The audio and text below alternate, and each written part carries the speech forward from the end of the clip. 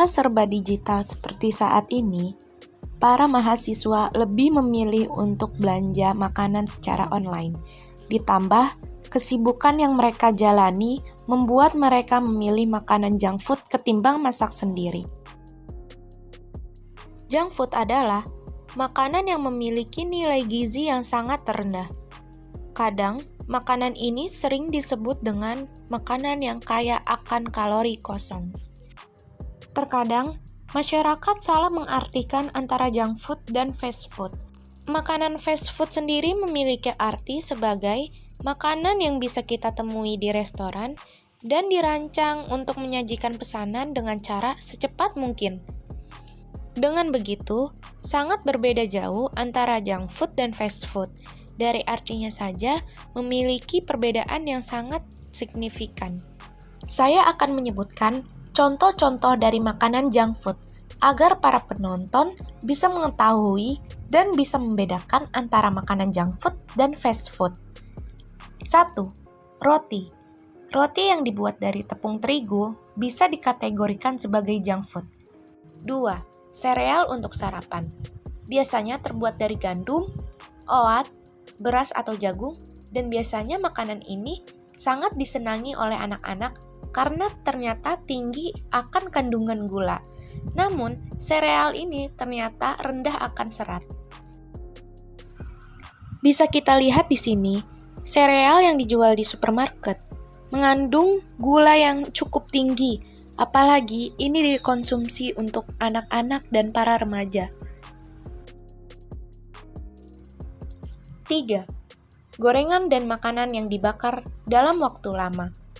Menggoreng dan membakar adalah metode memasak yang tidak sehat, apalagi dengan waktu masak yang lama. 4. Kue, biskuit, dan pastry.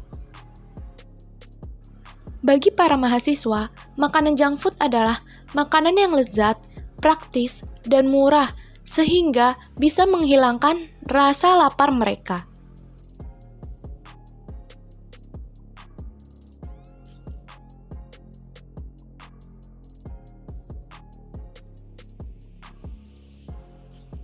Kalau untuk sekarang sih junk food ya. Biasanya beli junk food atau membeli sambal di kedai nasi. Ayam balado, ayam geprek, ayam kecap, ayam bakar, ayam geprek, ayam fried chicken, pecel ayam, indomie, kondok. Dari beberapa narasumber, kita mengetahui bahwa makanan yang sering dimakan oleh para mahasiswa adalah ayam geprek. Ayam geprek ini termasuk dalam makanan junk food. Bahkan, pada tahun 2019, terjual 300 juta porsi ayam geprek di Indonesia. Hal ini menunjukkan tingginya tingkat penikmat junk food di Indonesia.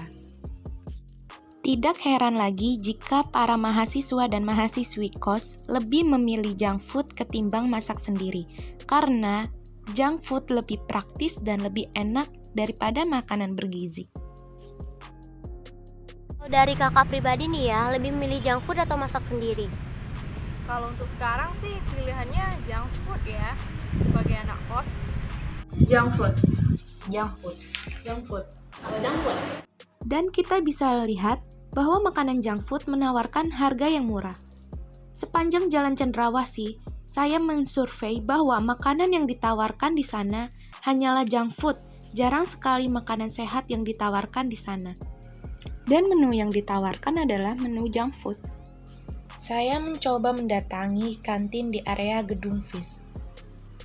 Terlihat sekali di area Gedung Fish ini, kantin-kantin menyediakan makanan junk food. Karena itulah, para mahasiswa dan mahasiswi terbiasa untuk mengkonsumsi junk food. Tanpa disadari, mengkonsumsi junk food bagi para mahasiswa dan mahasiswi sudah menjadi kebiasaan, bahkan budaya bagi mereka.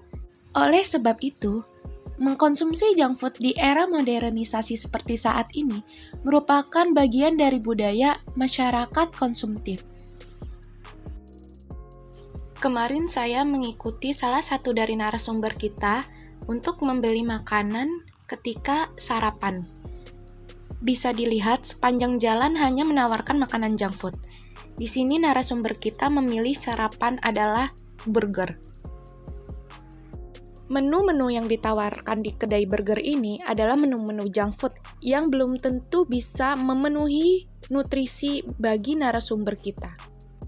Bisa dilihat dari makanan junk food ini, kebutuhan nutrisi yang dipenuhi hanyalah dari roti dan beberapa jenis sayur yang ditambahkan di dalam makanan junk food ini. Sehingga kita bisa mengambil kesimpulan bahwa anak-anak kos akan mengalami masalah nutrisi karena mereka hanya memakan makanan yang lezat tetapi tidak memikirkan apa kandungan nutrisi yang ada di dalamnya. Kenapa lebih memilih junk food? Karena anak kos ingin praktis, jadi lebih memilih junk food. Karena sebagai anak kos tentu kita nggak bisa masak setiap waktu ya, apalagi kalau lagi banyak tugas ya maunya yang simpel-simpel, yang cepat saji, jadi milihnya junk food. Karena sama-sama kita ketahui ya anak kos duitnya sedikit dan harus berhemat-hemat, makanya memilih junk food. Udah pasti enak biasanya. Karena lebih simpel dan lebih cepat. Seperti yang kita dengar tadi dari para narasumber bahwa para mahasiswa dan mahasiswi lebih memilih junk food karena lebih enak dan praktis.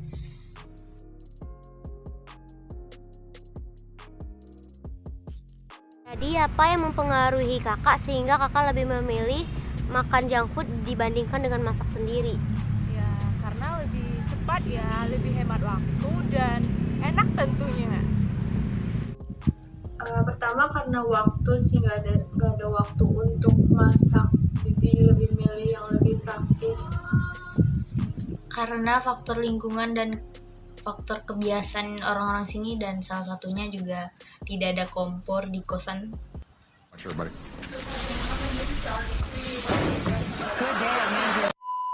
food lebih cepat, kalau masak sendiri kan ribet, lama, harus masak dulu baru makan. Lingkungan sama kebiasaan. Yang pertama, saya anak kos. Yang kedua, dalam pemikiran saya, masak itu ribet. Yang ketiga, jika bisa dibeli, kenapa harus masak? Dalam kajian sosiologi ditemukan bahwa penyebab para remaja memilih junk food adalah faktor lingkungan dan faktor kebiasaan dari mereka. Teman-teman sebaya mereka lebih memilih junk food ketimbang masak sendiri. Jadi, para mahasiswa dan mahasiswi lebih memilih junk food. Padahal, dengan masak sendiri, mereka akan lebih praktis dan lebih murah daripada junk food yang belum tentu nutrisinya terpenuhi. Kebiasaan mengkonsumsi junk food ini secara tidak langsung telah diajarkan sejak kecil. Seperti di dalam video ini, banyak dari para remaja, ibu-ibu, anak-anak, sampai para orang tua pun mengajarkan anak-anaknya untuk membeli makanan junk food. Padahal, makanan ini kalau dikonsumsi tiap hari akan berbahaya bagi kesehatan anak dan para remaja. Karena penasaran, saya pun mencoba untuk membeli junk food yang terkenal di daerah Cenderawasih. Dengan berjalan kaki yang cukup jauh, saya pun melewati beberapa pedagang junk food. Di pertengahan jalan, saya melihat para remaja sedang membeli junk food. Makanan ini tentu sangat mengganggu kesehatan bagi para mahasiswa atau remaja. Setelah sampai, saya mencoba untuk melihat menu yang ditawarkan dan proses memasaknya. Bisa dilihat bahwa junk food lebih banyak berminyak, dan jika dibilang lebih cepat, saya menunggu cukup lama untuk mendapatkan 2 bungkus dari ayam geprek. Ketika saya lihat isinya, ada ayam geprek dan sambal, yang belum tentu memenuhi nutrisi yang saya butuhkan. Pada malam hari, saya mengikuti teman saya untuk membeli cemilan. Terlihat, teman saya membeli makanan cemilan yang bernama corn dog. Di sini, cemilan makanan corn dog ini terlihat sangat lezat. Akan tetapi, dari cara pemasakannya, minyaknya, makanan ini cukup mengganggu kesehatan dari para mahasiswa dan mahasiswi yang mengkonsumsinya.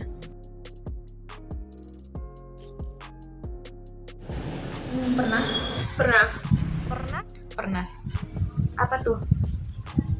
Biasanya seperti diare, kalau misalkan salah makan, terlalu pedas, biasanya suka diare atau karena konsumsi junk food terus, jadi gimana ya, kadang perut juga suka panas gitu. Pertama BB berat badan naik. Yang kedua tuh tenggorokan agak seret gitu. Diare doang paling. Kapan itu? Berapa hari yang lalu? Belum nyampe seminggu. Sakit perut, gangguan pencernaan gitu-gitu. Sakit perut dan diare berhari-hari. Tapi masih ketagihan sih mau konsumsi junk food sampai sekarang. Sejauh ini alhamdulillah tidak, jangan sampai. 5 dari 6 narasumber kita pernah mengalami masalah kesehatan akibat mengkonsumsi junk food. Walau pernah mengalami masalah kesehatan, akan tetapi para mahasiswa dan mahasiswi tetap mengkonsumsi junk food karena kebiasaan dari mereka mengkonsumsi junk food.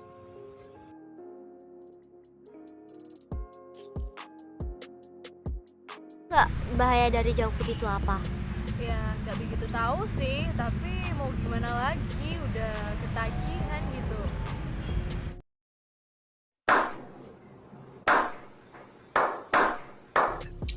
Tahu, paling kolesterol.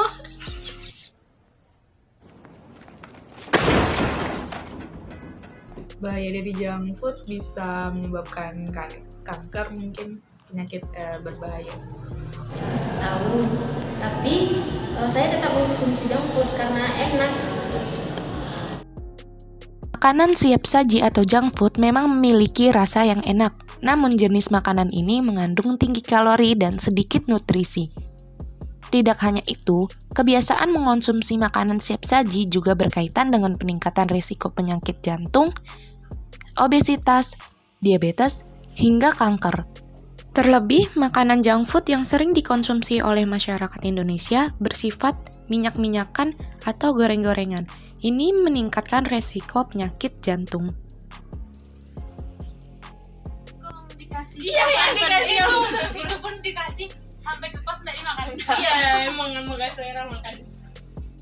Dari cuplikan video tadi, para mahasiswi mengakui bahwa mereka tidak selera untuk memakan sayur-sayuran.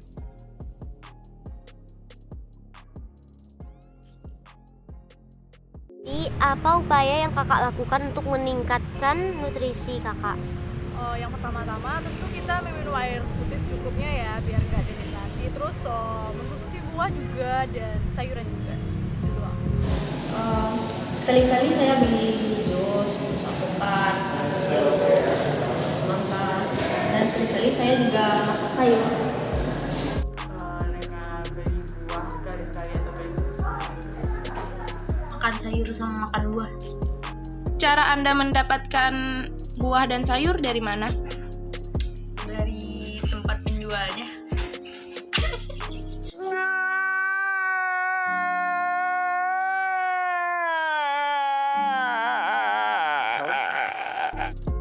Beli di pasar atau di pinggir jalan kan.